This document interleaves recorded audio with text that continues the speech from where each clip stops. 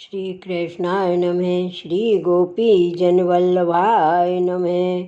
श्री आचार्य जी महाप्रभु के सेवक पद्मनाभ दास कन्नौजिया ब्राह्मण कन्नौज के वासी तिनकी वार्ता को भाव कहते हैं। वार्ता प्रसंग 1। प्रथम पद्मनाभ दास व्यास आसन बैठते सो कन्नौज में आप अपने घर कथा कहते। ऊंचे आसन बैठते काहू के घर जानो न पड़तो।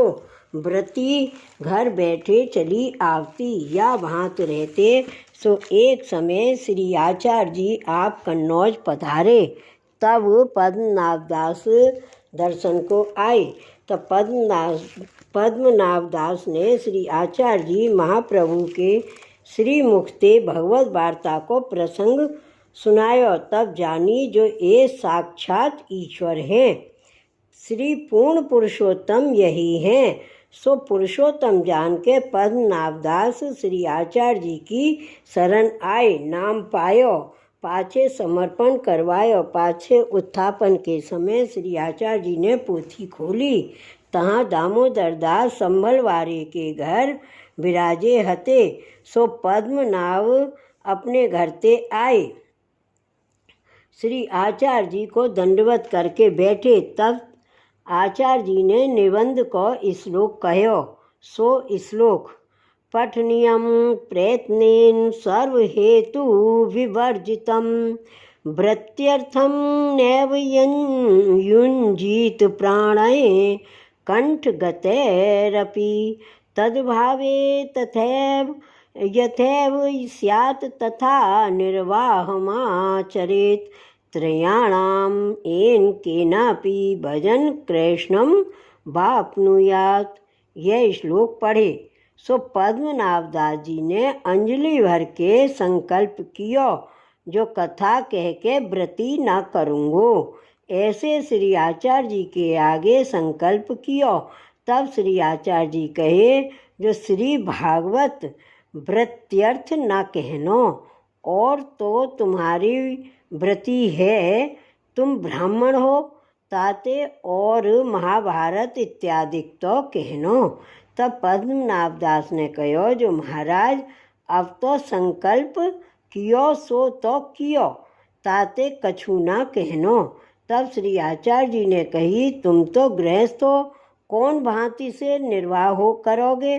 तब पद्मनाभ ने श्री आचार्य जी सो कहो, जो श्री भागवत व्रत्यर्थ न कहूँगो और जिजमान के घर व्रती कर लाऊंगो, ताते निर्वाह करूँगो। पाछे जिजमान के घर व्रत्यर्थ गए, तिनने बहुत आदर कियो। तब पद्मनाभ दास के मन में ग्लानि आई, जो पहले तो कभू भिक्षा करी नाही, अब वैष्णव भय पाछे भिक्षा मांगन निकस्यो, सो उचित नाही। पहले तो उपवीत गरे में हतो, माला पहरी, ताको तो यह भिक्षा व्रती उचित नाही। तब फिर संकल्प कियो, जो भिक्षा व्रती न करूँगो। तब फिर श्री आचार्य जी ने पूछी, जो अब निर्वाह कैसे करोगे। तब पद्मनाभ दास ने कही, जो वैश्यव्रती कर निर्वाह करूँगो। पाछे कौड़ी बेचते लकड़ी ले आवते, पर और बात ना विचारी, देह आदि पर्यंत सेवा कीनी, ऐसी टेकी। भाव प्रकाश। सो पद्मनाभ दास चंपक लता सखी हैं श्री स्वामी जी की। जब पद्मनाभ दास ने श्री आचार्य जी से विनती करी, जो हम ब्राह्मण हैं, भिक्षाव्रती करेंगे, यह टेक देख श्री आचार्य जी बहुत प्रसन्न भये और कहो, जो वैष्णव को टेक ही बड़ो धर्म है। पाछे पद्मनाभ दास के सगरे कुटुंब को जब अंगीकार किए, तब पद्मनाभ दास ने कही, महाराज हमको कहा कर्तव्य है। तब श्री आचार्य जी कहे, भगवत सेवा करो। तब पद्मनाभ दास ने कही, महाराज मैंने तो पुराण महाभारत आदि शास्त्र बहुत देखे हैं, सो मुँह को श्री ठाकुर जी के स्वरूप में विश्वास आवनो कठिन है। जो स्वरूप को महात्म प्रकट होत ही देखूं, तब मेरो विश्वास दृढ़ होई। काहे ते विश्वास ही फल रूप है। तब श्री आचार्य जी कहे, हमारे संग ब्रज चलो, तुमको महात्म दिखावेंगे। तब पद्मनाभ दास ब्रज को चले। सो महावन के पास रमन स्थल है, तहाँ श्री जमुना जी के किनारे सामने पार कर्णावल में श्री आचार्य जी विराजे हते। प्रातः काल को समय है और श्री जमुना जी को करोड़ों टूटियो, तामे ते एक भगवत स्वरूप जैसे ताड़ को वृक्ष होए इतने बड़े श्री आचार्य जी के आगे आए, कहे मेरी सेवा करो। तब श्री आचार्य जी कहे, महाराज या काल में वैष्णव की सामर्थ्य नहीं, जो आपकी सेवा श्रृंगार करे। सेवा कराए वे को मनोरथ हुई, तो भक्तन सो पधराए जाएं, ऐसे गोद से बैठो। तब सेवा हुई। तब छोटा स्वरूप कर श्री आचार्य जी के चिबुक सो मस्तक श्री ठाकुर जी को लगियो, इतने बड़े भये। सो स्वरूप कर श्री यमुना जी, गिरिराज, सखा सखी, गांव, कुंज, 84 कोस सगरो स्वरूपात्मक चिन्ह सहित है। ताते श्री आचार्य जी श्री मथुरा नाथ जी नाम करे और पद्मनाभ दास को कहे, क्यों तेरो मनोरथ भयो।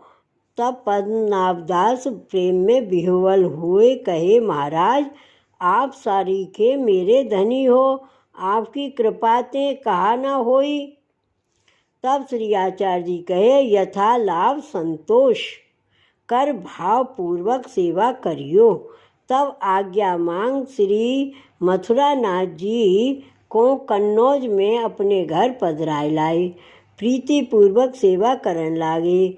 पहले भिक्षावृत्ति करते, तब पद्मनाभ दास के मन में आई, जो मैं वैष्णव कहाय के भीख मांगो।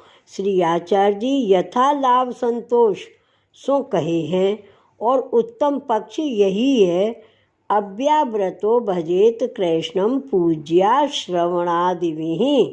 या प्रकार अव्याव्रत को नेम ले, सेवा मन लगाए के करन लागे। श्री वल्लभाधीश की जय। वार्ता प्रसंग 2। एक समय श्री आचार्य जी प्रयाग में हते, तहाँ पद्मनाभ दास पास है। तब रात्र प्रहर एक गई हती। तब पद्मनाभ दास सो श्री आचार्य जी ने कहो, जो श्री अक्का जी पार हैं, सो पार ते पधराए लाओ। सो इतनो सुन के उठ चले। तब 5-7 वैष्णव वहाँ सोई हते। सो कहन लागे, जो ब्राह्मण बावरो भयो है, या समय कहाँ जाएगो। नाव सब बंधी हैं, घटवारे सब घर गए। ताते या बिरिया जाएवे की नाही।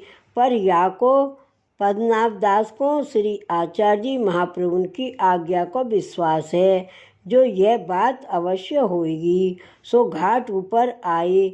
तब इत उत देखन लागे। इतने में ही अकस्मात एक लड़का एक डोंगी लेके आयो। तब बाने पद्मनाभ दास से पूछी, जो तू पार जाएगो।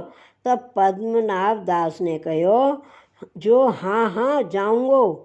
सो उन पार उतार दीनो। पीछे फिर पूछियो, जो तू फिर आवेगो। तब पद्मनाभ दास ने कहो, जो घड़ी 2 में आऊँगो। तब उन लड़का ने कहो, जो डोंगी राखत हो बेग आइयो। पाछे अड़ेल में आए के श्री अक्का जी को पधराए लियाए। बाही डोंगी में बैठा पार उतारे। तब पाछे फिर देखे तो डोंगी नाही और लड़का हूँ नाही। पाछे श्री अक्का जी को पधराए के लाए। तब श्री आचार्य जी पद्मनाभ दास को आज्ञा दीनी, जो जाओ सोए रहो। तब पद्मनाभ दास जहाँ वैष्णव सब जाय के सोए हते, तहाँ आए।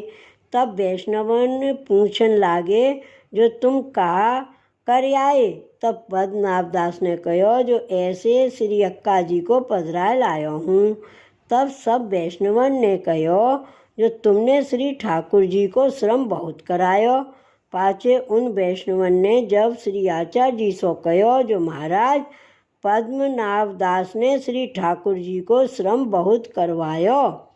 तब श्री आचार्य जी ने कहो जो यह जो कछु भयो है सो मेरी इच्छा सो भयो है, ताते तुम इन पद्मनाभ दास सो कछु मति कहो। भाव प्रकाश। यह वार्ता में यह सिद्धांत भयो जो गुरु के कार्यार्थ प्रभु को कष्ट श्रम करावे तो वैष्णव को बाध्य नहीं। गुरु के प्रसन्न भये सब कार्य सिद्ध हुई और उह रात्रि श्री गोसाई जी के प्रागट्य के गर्भ स्थिति को मुहूर्त हतो। वाह। ताते श्री आचार्य जी आज्ञा किए श्री ठाकुर जी डोंगी लाए। ताते यह जताए जो श्री गोसाई जी के लिए सगरो कार्य करें या में कहा कहनो, या में श्री गोसाई जी के स्वरूप की श्री ठाकुर जी ते अधिकता दिखाए और पद्मनाभ दास को पूर्ण विश्वास दिखाए जो श्री आचार्य जी के वचन खाली कबहू न जाई, सर्वथा कार्य सिद्ध होएगो। श्री वल्लभाधीश की जय। श्री गोकुल नाथ की जय। जय जय श्री गोकुलेश। जय जय श्री गोकुलेश।